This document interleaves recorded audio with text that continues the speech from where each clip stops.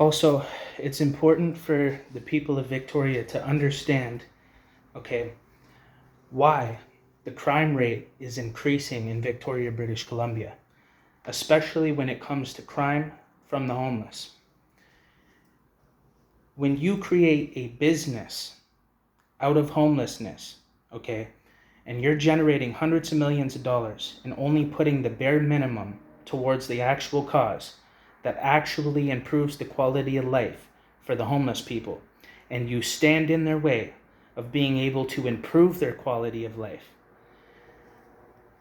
and you project negativity towards them through the media, you target them, you say that they're the problem, they're the cause, they need to go. This, as a result, causes an increase of mental illness on these people that are already under a lot of pressure, which then leads to an increase of the crime rate. When you deprive people of everything they need and give them only the bare minimum, when you're homeless and you're in a state of survival, and I can't go anywhere to get a shower or something to eat unless I have a bed in these places, but they're always full. And you also have to pay $600 a month to live in the Salvation Army. And if you don't pay for that bed, they will not let you come in and shower and eat. All the places are full, but there is more than enough money being generated around homelessness, mental health, and addiction. All these programs and agencies are nothing but fronts in order to employ themselves, profit, and capitalize off of the name of homelessness, addiction, and mental health. What these people do that have never been homeless in their lives, never been in jail, never grew up in poverty in a gang-rattled, crime-rattled area where they were literally forced into a gang because their parents were smoking crack and doing meth and drinking and abusing them, and they had nowhere to go except for the streets. These people that are running these organizations and agencies in Victoria, BC, have never been through that in their lives. And they're the ones that get all the jobs, that raise all the funds, and do all the speaking on our behalf, the people of the fucking street, okay? And you wonder why and where the crime rate is coming from. When you treat people like that, an entire population of human beings, and you stand in their way again, and you create a business off of their blood, sweat, and tears, okay? And then you lie through your teeth, you pretend you're gonna do something to help, and then right at the last second you switch. Just like Beacon Hill Park, when they said we could tent in Beacon Hill Park, and then right at the last minute they said, no, never mind. Actually, no, we're not gonna do that. Everyone out, boom. And you're taking their tents, throwing them out. My tent was thrown out. Okay, before I ever knew anything about this city, I was literally just trying to get a job, get a place, and get out of homelessness, and it kept me trapped for 7 years. I don't do drugs, I don't drink. There is no reason for that to be happening. It made it so I couldn't get to the next level. I've already made videos and explained in detail how this is possible, because I understand that this is very hard to comprehend for most people that absolutely have never been in the streets, have never been in any of these homeless shelters, have never been inside of these places like our place, Kool-Aid Society, Rock Bay, the Salvation Army.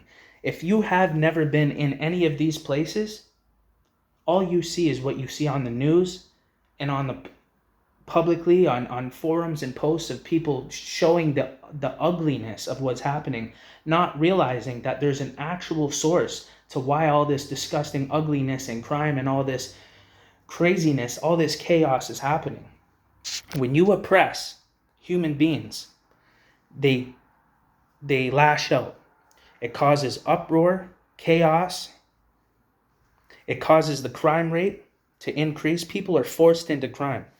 People no longer care about the law when the law doesn't care about them. Okay? And then when all these organizations are literally committing fraud and profiting and capitalizing off of all this stuff, and they're coming up with creative ways to create programs to request funding from the government and raise funds and collect all this money from the public, literally only primarily to employ themselves, to put money in their pockets and employ their family members.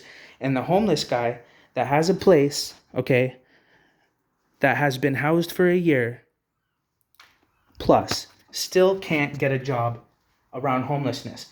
But I was sitting down with the head or the CEO of the Greater Victoria Coalition to End Homelessness every month, meeting for lunch for 2 years, and not once did she mention anything about an employment opportunity, an employment program, a training program, or a paid program for homeless people that have overcome homelessness, become housed, had 2 years of stability, and are ready to participate and contribute to a field that really belongs to them. Why is it that every single person except for the homeless guy has a job or an organization or agency or a program or a nonprofit or a charity or a job in general getting paid except for the homeless guy? Does that not make you think? Is that not alarming to you? Is it really because the homeless guy just wants to do drugs and hang out and not follow the rules? Or is it because there's an entire system that is systematically designed to keep homelessness in a state of scarcity and keep it where it is, so that way every single year all of these people that have never been homeless and all of these organizations and all of these clever people creating ways to raise funds around homelessness, addiction, and mental health can continue to do so year after year and pocket all of the money and put a very small percentage towards the cause. Very little affects the actual individual that's in need. This is why homelessness is the way it is. This is why the crime rate is increasing. This is why addiction is getting worse. And it's all by design, systematic corruption. I have bodies of evidence to prove this. I have 15 years experience of homelessness, from Hamilton to Kitchener to Waterloo to Peterborough to Toronto. Then I came to BC. Then I became extremely permanently homeless, and the system was literally using itself against me. And the staff were abusive, and they created this systematic machine that stood in my way from being able to get out of homelessness. I had no references, I had no job experience, and I was sober, and they're putting me in all these shelters where everyone is using needles and smoking meth, and they're allowing it, they're enabling it behind a front called harm reduction.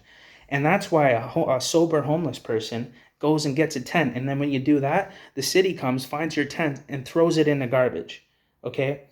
When you went to try to go work for the day, you come back and you don't have a tent. You had to sacrifice to work for 8 hours a day and miss the opportunity to eat and shower from these services because they only run during work hours. It's one or the other. You either work and you don't get to shower or eat, okay, until the end of the day. And then by the time that happens, you're exhausted from working and you have no energy to pick your body up and go find somewhere to shower when all the services are already done for the day. There's no more showers. There is no more food. You've missed your windows of opportunity. This is all by design. Would that not keep you in a state of homelessness? It did for me, even me being a sober person that doesn't do drugs, never has.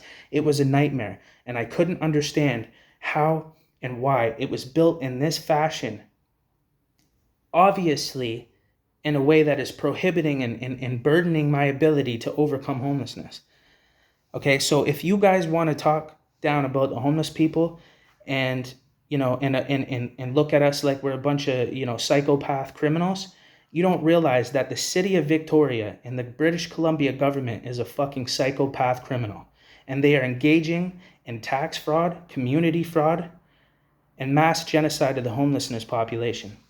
And you will never know this to be true unless you yourself have been homeless in the streets for years at a time in this city and in this province in order to witness something is clearly wrong.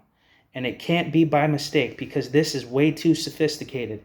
This is an intentional attack. And when we realize that, we start to fucking fight back. We might start breaking windows and punching people out. So do not say anything about the crime rate until your corrupt government and your corrupt city gets out of our way.